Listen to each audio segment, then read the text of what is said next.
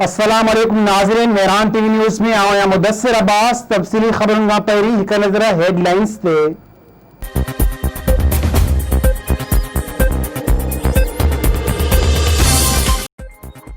वॾो वज़ीर मुराद अली शाह सिंध रोशन programme corruption case में नेब रावलपिंडी आॾो पेश, सुवालनि जा जवाब ॾेई छॾिया। मुराद अली शाह चयो आहे त GIT हिकु ई हूंदी आहे, घणियूं न आहिनि हूंदियूं। 7 सैन वारी असुल GIT घरू खाते में मौजूदु आहे। अली ज़ैदी गैर ज़िम्मेवारी जो मुज़ाहिरो कंदे प्रेस कॉन्फ्रेंस कई। हुनखे माण्हू दर ते शयूं ॾेई ॾींदा आहिनि ऐं हू सहीफ़ो सम्झी सभिनी खे ॿुधाए छॾींदो आहे।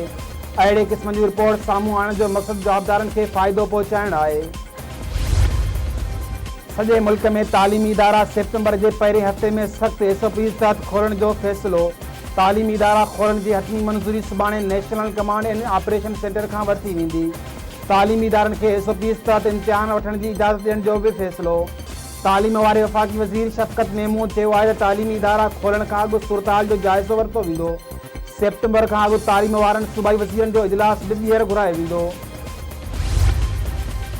वज़ीर आज़म इमरान ख़ान चयो आहे त पूरी दुनिया में मज़दूरनि लाइ मुश्किल वक़्तु आहे। सख़्त लॉकडाउन सबबि मुल्क में मज़दूर तबिको सभ खां वधीक मुतासिर थियो।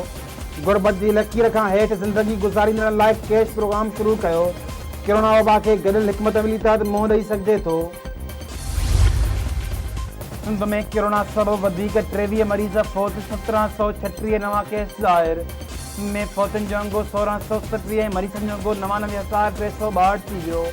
कराची में 764, हैदराबाद में 123, गोहटी में 122, खैरपुर में 77 ऐं दादू में 53 नवां केस ज़ाहिर। कंबर में 46, नवाबशाह में 40, शिकारपुर में 38, जामशोरो में 36 ऐं सखर में वधीक 33 केस रिपोर्ट।